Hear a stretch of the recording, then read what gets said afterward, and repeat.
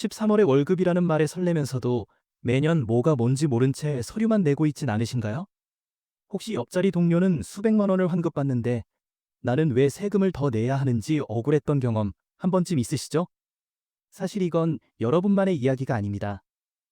국세청 통계에 따르면 연말정산 근로소득 신고자 10명 중 2명은 환급은커녕 오히려 세금을 추가로 납부했다고 합니다.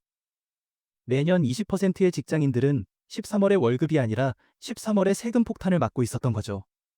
하지만 환급을 많이 받았다고 마냥 좋아할 일도 아닙니다. 전문가들은 이를 두고 조삼모사라고 말합니다. 사실 내 돈을 국가에 무이자로 빌려줬다가 돌려받는 것일 뿐인데 마치 공돈이 생긴 것처럼 착각하고 있다는 거죠. 오늘 이 글은 그 착각에서 벗어나 진짜 내 돈을 지키는 전략에 대한 이야기입니다. 하지만 걱정하지 마세요. 오늘 이 영상 하나로 연말정산의 복잡한 구조를 완벽하게 이해하고 남들이 놓치는 치명적인 함정들을 피해 진짜 13월의 월급을 두둑이 챙기는 방법을 속 시원하게 알려드리겠습니다. 많은 분들이 연말정산을 많이 쓰면 많이 돌려받는 단순한 과정으로 오해합니다. 하지만 연말정산은 국가가 설계한 정교한 규칙을 이해해야만 승리할 수 있는 전략 게임에 가깝습니다. 그렇다면 우리가 절세 꿀팁이라고 철석같이 믿고 따랐던 방법들이 사실은 미래의 내 발목을 잡는 독이 될 수도 있다는 사실 알고 계셨나요? 오늘은 연말정산의 화려한 혜택 뒤에 숨겨진 진짜 얼굴을 낱낱이 파헤쳐 보겠습니다. 이 게임에서 이기려면 가장 기본적인 규칙, 즉 소득공제와 세액공제의 차이부터 알아야 합니다. 이 두 가지 핵심 기둥만 이해해도 왜 어떤 항목은 부자에게 유리하고 어떤 항목은 서민에게 유리한지, 그리고 나의 연봉에 맞는 최적의 전략은 무엇인지 명확하게 보이기 시작합니다. 전문 용어는 잠시 잊고 마트 쇼핑에 비유해 아주 쉽게 설명해 드릴게요. 소득공제는 마트에서 최종 계산을 하기 전에 할인 쿠폰을 써서 계산할 총 금액 자체를 줄이는 것과 같습니다. 과세의 기준이 되는 소득 과세 표준 자체를 깎아주는 방식이죠.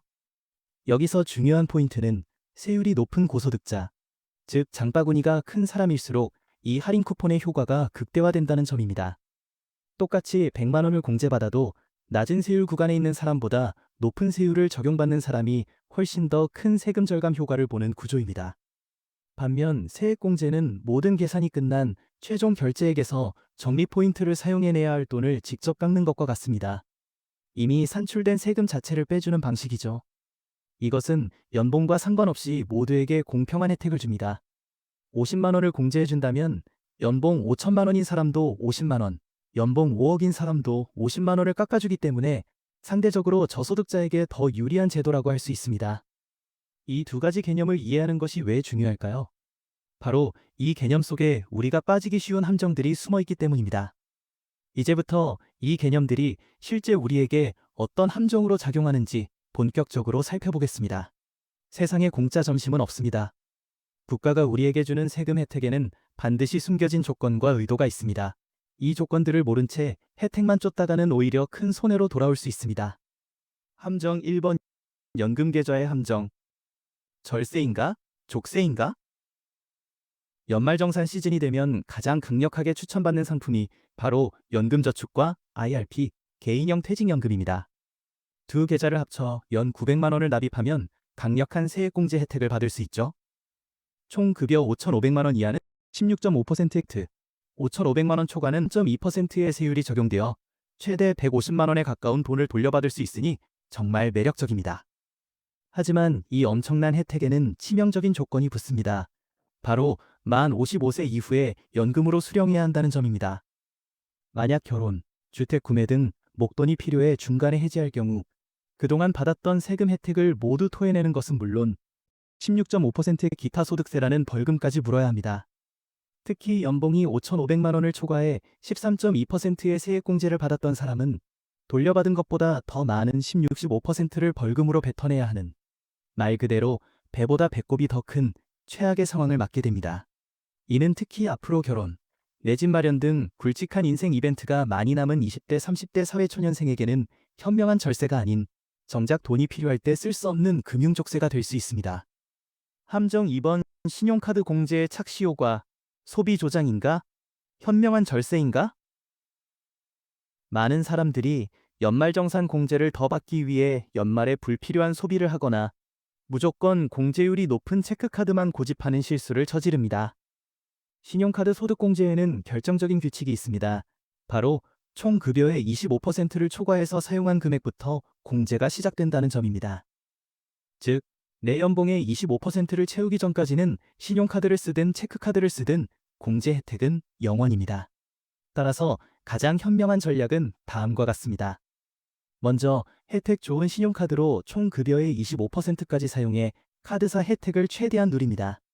그 25%를 초과한 시점부터는 공제율이 2배 높은 신용카드 15%, 체크카드 30%, 체크카드나 현금 영수증으로 결제 수단을 전환하는 것입니다.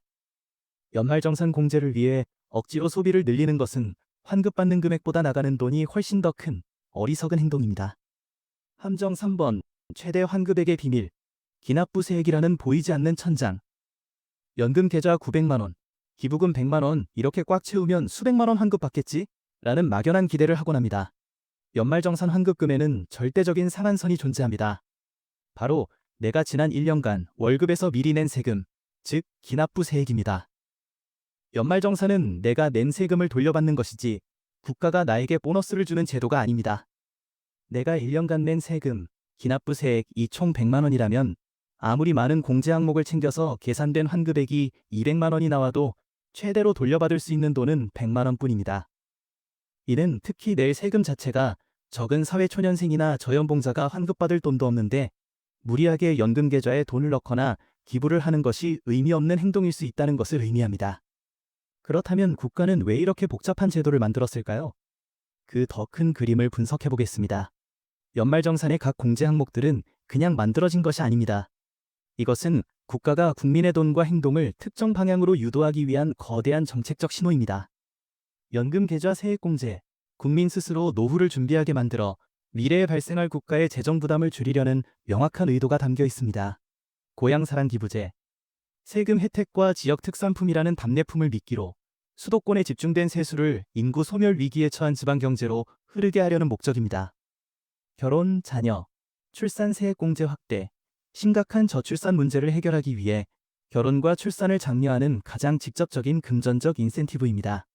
주택 청약 월세 공제, 국민의 주거 안정을 돕고 내 집 마련을 장려하려는 정책적 목표를 가지고 있습니다. 결국 연말정산은 국가의 정책 방향을 잘 읽고 그 흐름에 맞춰 현명하게 행동하는 사람에게 더 큰 혜택을 주는 시스템인 셈입니다. 오늘 우리는 연말정산의 화려한 혜택 뒤에 숨겨진 세 가지 함정, 즉 연금 계좌의 족쇄, 신용카드 공제의 착시, 그리고 기납부세액이라는 보이지 않는 천장에 대해 알아봤습니다. 이제 이 정보를 바탕으로 당신만을 위한 최종 전략을 세워보세요. 연금 계좌 가입 해야 할까? 추천. 40대 이상으로 주택 마련 등 큰 지출 이벤트가 끝났고 안정적인 노후 준비가 필요한 분. 비추천. 향후 5에서 10년 내 결혼, 내 집 마련 등 본인의 자금으로 해결해야 할 큰 목돈 이벤트가 남은 2030 초년생, 당장의 세액공제 혜택보다 중도해지 리스크가 훨씬 더 큽니다. 다만 이미 주거 문제가 해결되었거나 목돈 마련 부담이 없다면 젊을 때 시작하는 것이 유리할 수 있습니다. 모든 공제 항목 무조건 꽉 채워야 할까? 추천. 고연봉자로 이미 낸 세금, 기납부세액이 많아 환급받을 여력이 충분한 분. 비추천. 사회초년생 등 낼 세금 자체가 적은 분, 환급받을 세금도 없는데 공제를 위해 억지로 소비하거나 무리하게 투자하는 것은 배보다 배꼽이 더 큰 격입니다. 이제 마지막 질문을 던져봅니다. 2025년 여러분의 연말정산, 단순히 13월의 월급을 기대하는 것을 넘어 여러분의 인생 계획과 재정 상황에 딱 맞는 현명한 세금 전략을 세울 준비가 되셨습니까? 이 질문에 대한 답이 여러분의 내년 2월을 결정할 것입니다. 긴 영상 봐주셔서 정말 감사드리며 구독하시고 첫 번째 댓글을 달아주신 분께 감사의 의미로 제가 메가커피 아메리카노 쿠폰을 보내드리겠습니다. 영상 설명에 있는 오픈 카카오 채팅방에 인증사진 보내주시면 제가 보내드릴게요. 또한 영상에 대한 여러분의 생각이나 궁금한 점을 댓글로 자유롭게 남겨주세요. 함께 토론하며 더 나은 정보를 나눌 수 있기를 바랍니다. 감사합니다.